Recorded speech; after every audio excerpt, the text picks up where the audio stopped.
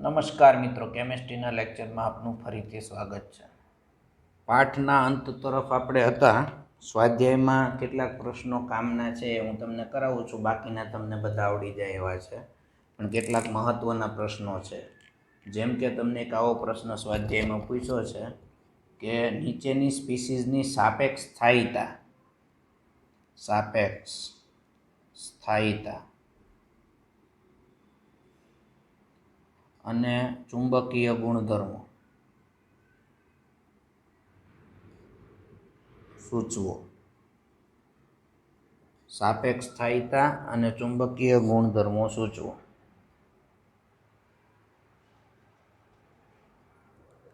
ચાલો, તો આની અંદર આપણને સ્પીસીસ કઈ આપી છે તો કે O2, બીજું O2+,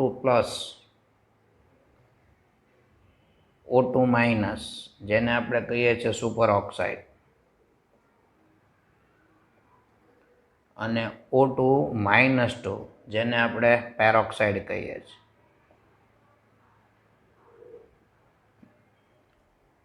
ચાલો, હવે આની અંદર આપણે આની આણ્વીય ઇલેક્ટ્રોન રચના અને બંધ ક્રમાંક એટલે આપણને આવડી જાય. બધી સ્પીસીસની આણ્વીય ઇલેક્ટ્રોન રચના લખશું, બંધ ક્રમાંક એટલે ચુંબકીય ગુણધર્મ ખબર પડી જાય. પહેલી સ્પીસીસ લઈએ O2, કુલ ઇલેક્ટ્રોન 8 દૂને 16. ચાલો, તો કે એટલે 4 ઇલેક્ટ્રોન, પછી σ2s2 4 ને 2 6, σ*2s2 8, π2px બરાબર π2py 9 10 11 12 2. ચાલો, ત્યારબાદ π*2px બરાબર π*2py 11 12 13 14. બે આ થઈ ગયા, સોરી આ 4 થશે ને, હા આ 4 5 6 7 8 9 10 11 12 13 અને 14 ઇલેક્ટ્રોન થયા. આપણે 16 કરવાના છે. વચમાં એક રહી ગયું. કયું રહી ગયું? σ2pz, જે અહીંયા આવશે. ચાલો, અહીંયા આવે σ2pz નો સ્ક્વેર. થઈ ગયા 16. હવે રેડી? 4 5 6 7 8 9 10 11 12 13 14 15 અને 16. તો હવે આનો બંધ ક્રમાંક જોવા જઈએ. તો 8 ઇલેક્ટ્રોન સ્ટાર વગરના અને 4 સ્ટારવાળા ભાગ્યા 2 એટલે જવાબ આવે 2. અયુગ્મિત ઇલેક્ટ્રોન છે એટલે ગુણધર્મ અનુચુંબકીય. તો આ O2 માટે હતો. એવી રીતના O2+ માટે કેવી રીતના લખવાનું?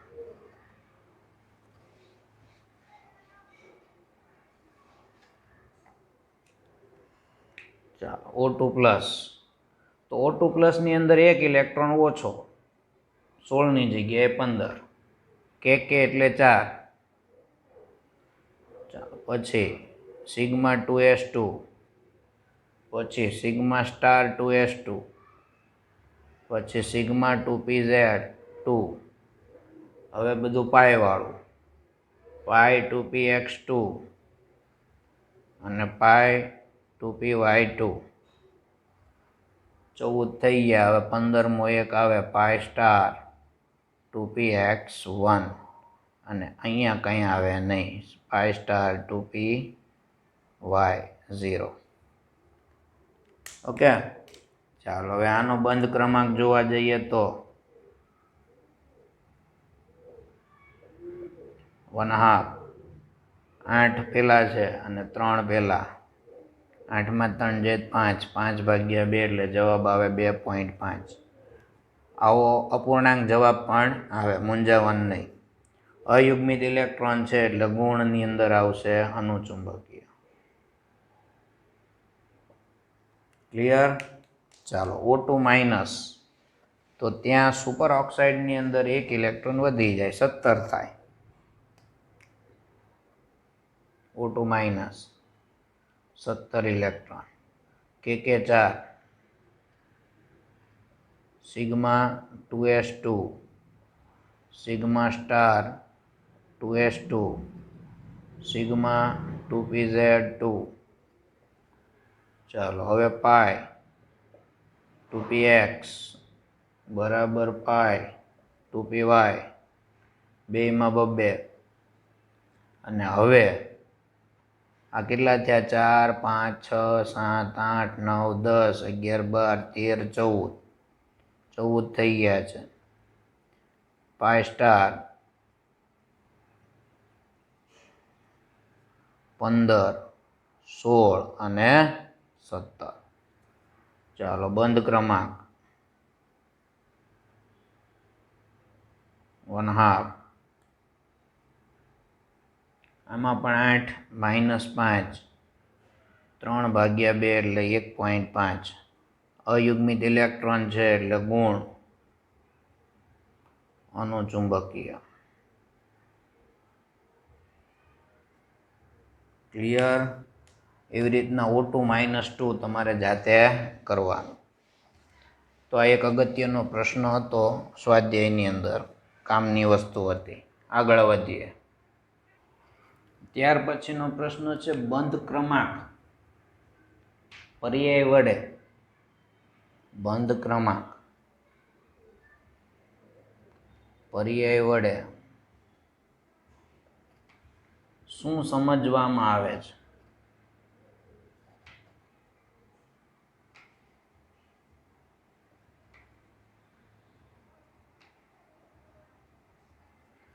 તો બંધ ક્રમાંક પર્યાય જે છે તેના વડે આપણને શું ખ્યાલ આવી શકે સ્થિરતા છે બંધ એન્થાલ્પી છે બંધ લંબાઈ છે આ બધાના સંબંધોનો ખ્યાલ આવે તો સૌથી પહેલા બંધ ક્રમાંકની વ્યાખ્યા આપવાની બંધ ક્રમાંક કહેવાય કોને તો કે બંધ ક્રમાંક એ બંધકારક અને બંધ પ્રતિકારક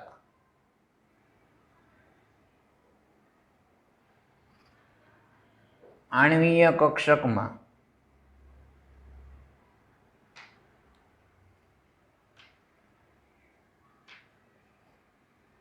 રહેલા કુલ ઇલેક્ટ્રોનના તફાવતનું કુલ ઇલેક્ટ્રોનના તફાવતનું અડધું મૂલ્ય છે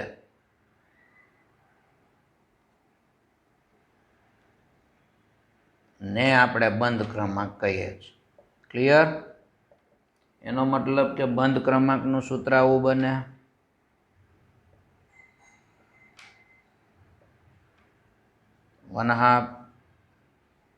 NB number of bonding electron અને નંબર ઓફ એન્ટી બોન્ડિંગ ચાલો બંધ ક્રમાંક જે છે એનાથી અણુની સ્થિરતા નક્કી થાય શું નક્કી થાય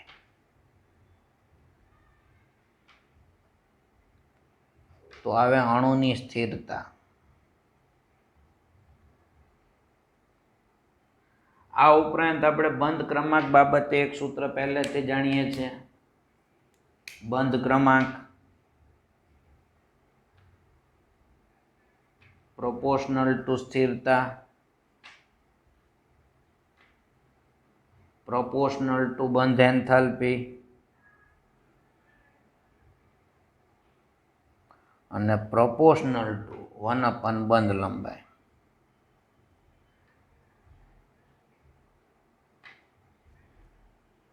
તો આ બંધ ક્રમાંકની સંબંધો છે જુદા જુદા સાથે હવે બંધ ક્રમાંકનું મૂલ્ય પોઝિટિવ હોય નેગેટિવ હોય કે શૂન્ય હોય ત્યારે આપણે શું કહીએ છીએ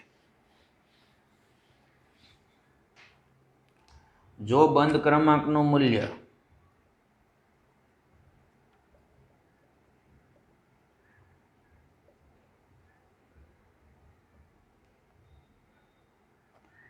પ્લસ આવે તો અણુ સ્થાયી અને આ પ્લસ ત્યારે જ આવે જ્યારે NB છે એ Na કરતાં મોટું હોય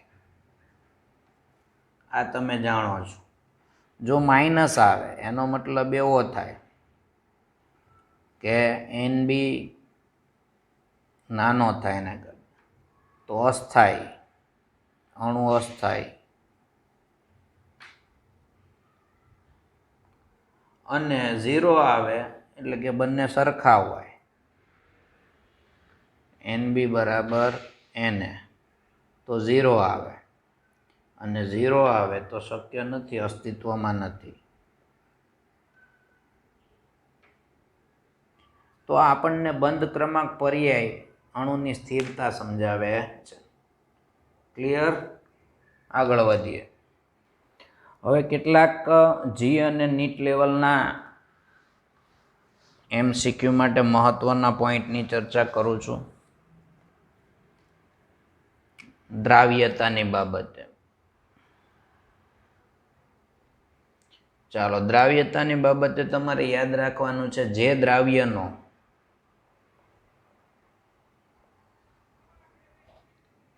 ડાઇલેક્ટ્રિક અચળાંક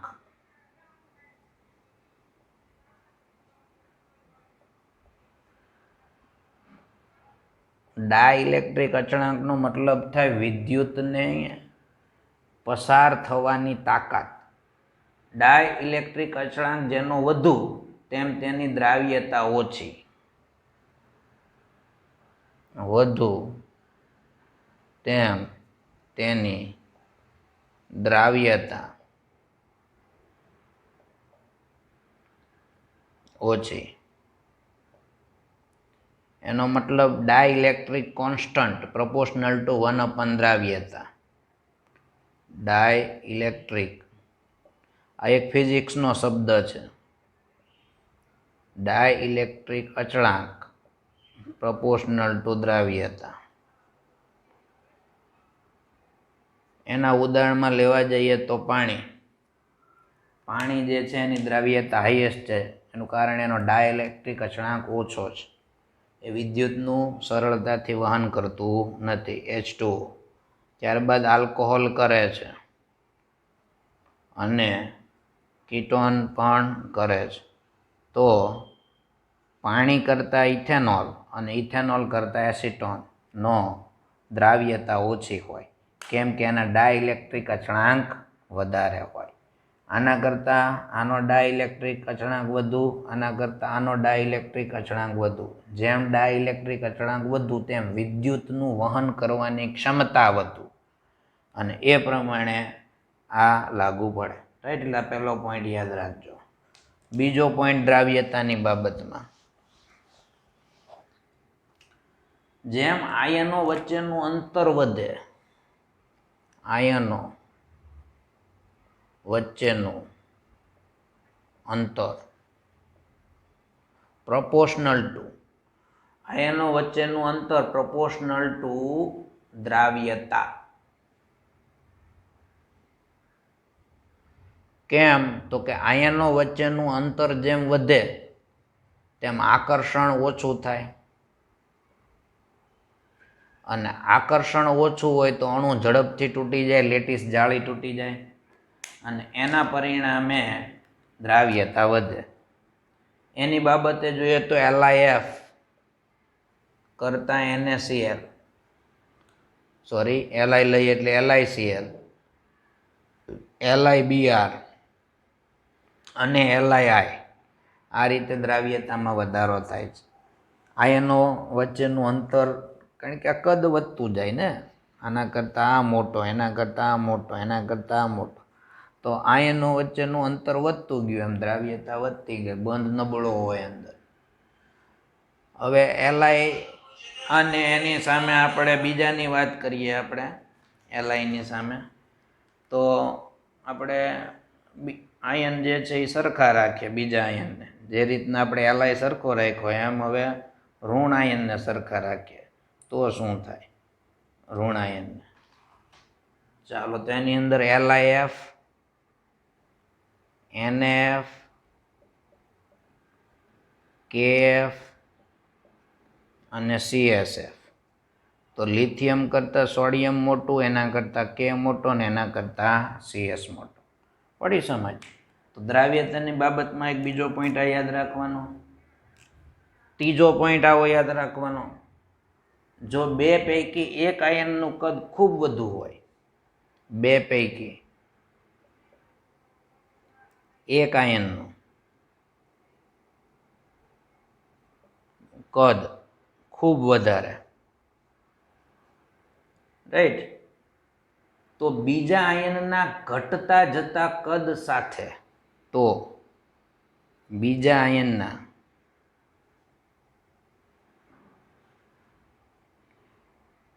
ઘટતા જતા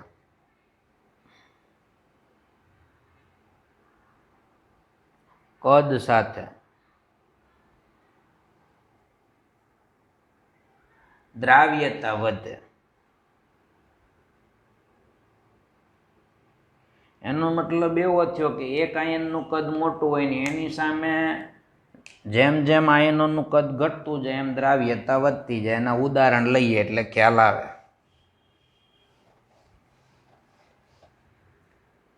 જેમ કે સીઝિયમ છે એ એકદમ નીચે છે પહેલા સમૂહમાં, એટલે એનું કદ બહુ મોટું. સીઝિયમ સાથે હું આયોડિન લઉં, હવે કદ ઘટાડું. જુઓ, સીઝિયમ સાથે બ્રોમિન, કદ ઘટ્યું. સીઝિયમ સાથે ક્લોરિન અને સીઝિયમ સાથે ફ્લોરિન. તો જેમ કદ ઘટતું જાય બીજા આયનનું, આ મોટો આયન, ખૂબ મોટો, એની સામે આયોડિન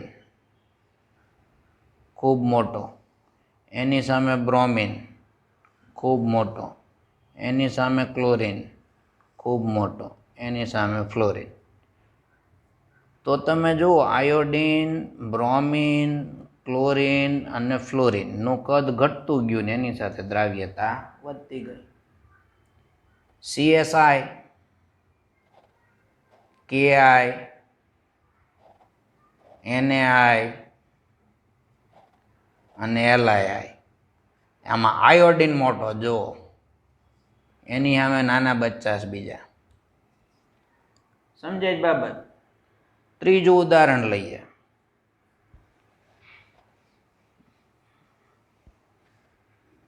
CsNO3, KNO3, NaNO3 અને LiNO3.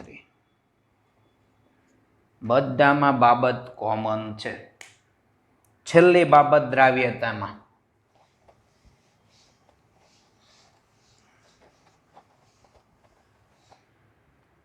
જેમ આયનનો વીજભાર વધે ને તેમ આકર્ષણ વધે ને એમ દ્રાવ્યતા ઘટે. આયનનો વીજભાર proportional to આકર્ષણ, proportional to 1/, દ્રાવ્યતા.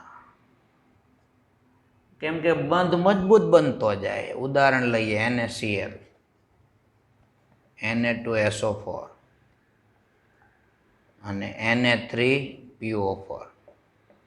હવે Na કોમન બધામાં, પણ આ જો Cl માઇનસ, SO4 -2 અને PO4 -3, -1, -2, -3. આયનનો વીજભાર વધે એમ દ્રાવ્યતા ઘટે. ક્લિયર થયા બાબત? આગળ વધીએ. બીજા કેટલાક મહત્વના આયનો અને એના નામ JEE નીટ લેવલે આવે, આપણને આવડવા જોઈએ. એમાંના કેટલાક શીખવાડી દીધા. O2 -2 પેરોક્સાઇડ, અથવા એને કહેવાય પેરોક્સી આયન.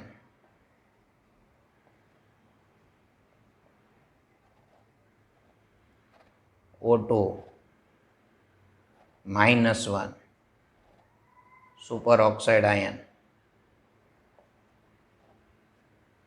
O2 +1, આને કહીશું આપણે ડાયઓક્સોનિયમ આયન. ડાયઓક્સોનિયમ આયન. O2+2 આને કહેવાય પર ઓક્સોનિયમ આયન. પર ઓક્સોનિયમ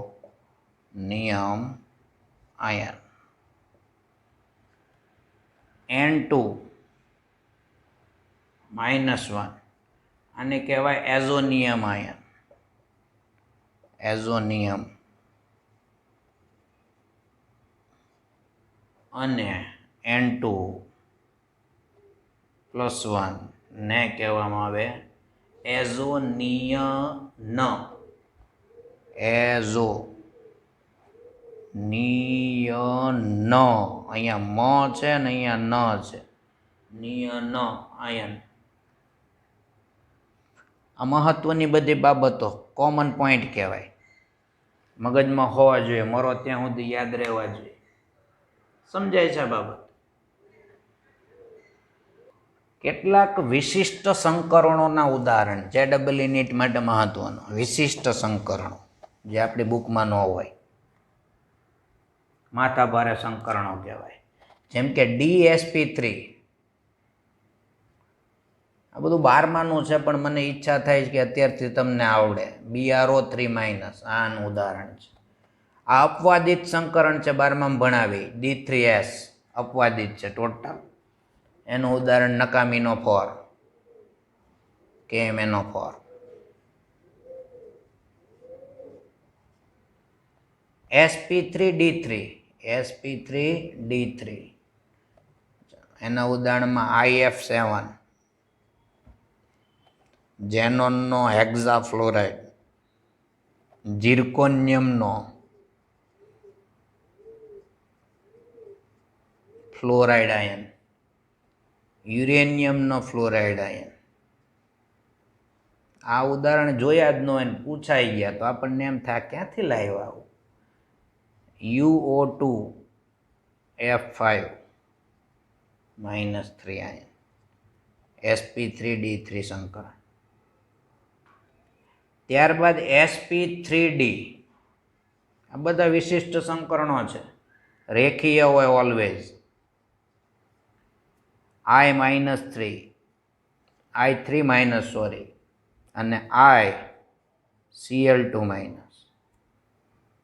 ઓકે, બધું JEE નીટ લેવલે કામનું. આગળ વધીએ.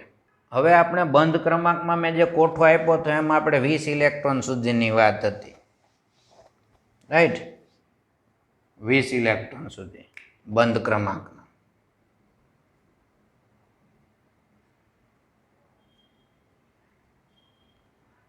ઇલેક્ટ્રોન.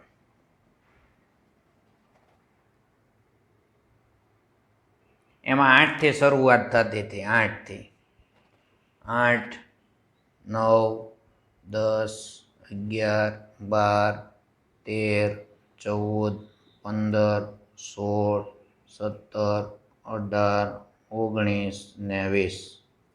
રાઈટ? એમાં 0 થી ચાલુ કરવાનું અને 0.5 વધારવાના. આવું મેં કીધેલું. જો 10 ઇલેક્ટ્રોન હોય તો આ જ જવાબ આવે ઓલવેઝ. દુનિયાનું કોઈ પણ ઉદાહરણ લો ને 11 ઇલેક્ટ્રોન હોય તો તમારો જવાબ 1.5 જ આવે. 12 હોય તો 2 આવે, 13 હોય તો 2.5 આવે, 14 હોય તો 3 આવે. હવે તમારે ઘટાડવાના. 15 હોય તો 2.5 આવે, 16 હોય તો 2 આવે, 17 હોય તો તમે જાણો 1.5, 18 1, 19 0.5 અને 20 0 આવી જાય. પણ સાહેબ ઘણી વખત તમને કોઈ એમ પૂછે 20 ઉપરનાનું પૂછી માર્યું કે જેની અંદર 20 કરતાં વધારે ઇલેક્ટ્રોન આવે તો તમારે શું કરવાનું છે? તો તમારે સૂત્રમાં, આપણે સંકરણનું સૂત્ર તો જાણીએ જ છીએ, એમાં આપણને બંધકારક અને બંધકારકની સાથે સાથે બંધ પ્રતિકારક 2 ઇલેક્ટ્રોન આપણે પેર મેળવીએ છીએ. LP મેળવીએ છીએ અને BP મેળવીએ છીએ, રાઈટ? તો તમારે એટલું કરવાનું છે, LP + BP ભાગ્યા 2. આવો ખેલ ક્યારે કરશો? 20 ઇલેક્ટ્રોન કરતાં વધુ હોય તો આ ખેલ કરવાનો છે. 20 ઇલેક્ટ્રોન કરતાં વધારે આવે તો. આપણે એલપી મેળવીએ છીએ અને બીપી મેળવીએ છીએ ઓલું સંકરણના સૂત્રથી. સંકરણનું સૂત્ર જાણો છો ને, 1/2 વાળું. મધ્યસ્થ પરમાણુના ઇલેક્ટ્રોન, એકી ઇલેક્ટ્રોન, માઇનસ ને પ્લસ વાળું. આ જે સૂત્ર છે એનાથી તમે સંકરણ શોધી પાડી એલપી અને બીપી શોધી પાડશો. એ બંનેનો સરવાળો ભાગ્યા 2. ક્યારે આ ખેલ કરવાનો? 20 કરતાં વધુ ઇલેક્ટ્રોન આવે તો. ક્લિયર? આગળ વધીએ. ફજાનના નિયમના એમસીક્યુ હોય છે. ફજાનના નિયમમાં હું ફાઇનલ તમને કહી દઉં કે એટલું યાદ રાખવાનું. ફજાનની શરૂઆત આ રીતે કરવાની. ધ્રુવીકરણ. નિયમને યાદ રહે કે ન રહે, મને આ વસ્તુ યાદ રહેવી જોઈએ, આ આવડવી પડે. ધ્રુવીકરણ ક્ષમતા પ્રપોર્શનલ ટુ ઋણ આયનનું કદ.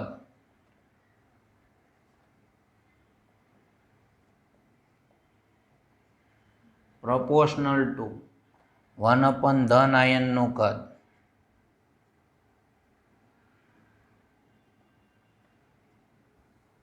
પ્રપોર્શનલ ટુ ધન આયન અને ઋણ આયનનો વીજભાર. પ્રપોર્શનલ ટુ વીજભાર બે માટે. પ્રપોર્શનલ ટુ સહસંયોજક ગુણ.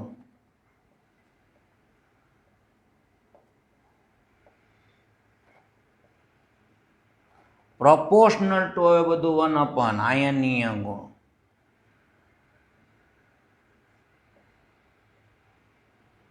પ્રપોર્શનલ ટુ 1/, ગલન બિંદુ, ઉત્કલન બિંદુ. Proportional two 1/, દ્રાવ્યતા. કેટલી વસ્તુ ફજાનના નિયમથી ખબર પડે. અને યાદ રાખવાનું, અધ્રુવીય દ્રાવકની દ્રાવ્યતા જે છે, આ ધ્રુવીય દ્રાવકની વાત છે, પરંતુ અધ્રુવીય દ્રાવક જો હોય, અધ્રુવીય,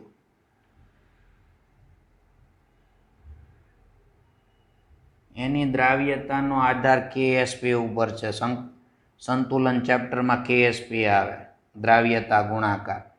તો અધ્રુવીય દ્રાવકની દ્રાવ્યતા કેએસપીના સમચલનમાં હોય છે. ક્લિયર? તો ફજાનના નિયમમાં એટલી વસ્તુ તમારે યાદ રાખવાની છે જે તમારા માટે મહત્વનું પરિબળ રહેશે. ચાલો, અહીંયા આ પાઠને આપણે ક્લોઝ કરીએ છીએ. આ પાઠના એમસીક્યુ તમારે મને 1 વીકમાં સોલ્વ કરીને આપવાના છે. જ્યારે હવે પછી આપણે વિડીયો લેક્ચરમાં મળશું ત્યારે તમને જે એમસીક્યુ ન આવડતા હોય તે, અને જે થિયરીમાં ડાઉટફુલ હોય તે મને કહેવાનું છે. અહીંયા આ પાઠને આપણે ક્લોઝ કરીએ છીએ. હોમવર્કની અંદર આજે જે કાંઈ ચલાવ્યું છે એ બધું નોટમાં એક વખત લખજો અને એક વખત પેજમાં લખજો. મહત્ત્વના પોઈન્ટો મેં ચલાવ્યા છે જે બધા JEE નીટ લેવલ એમસીક્યુમાં ખૂબ મહત્ત્વ બને. આના પોઈન્ટ્સ યાદ રાખી લ્યો એટલે મોટી થિયરીઓ યાદ રાખવી પડે નહીં. આ બધું મેં શોર્ટકટ બનાવેલું છે, કોઈને આપવાનું નહીં, આપણી પાસે રાખી મૂકવાનું, આપણને આવડવું જોઈએ. ઓકે? વધુ માહિતી સાથે કાલે મળીશું.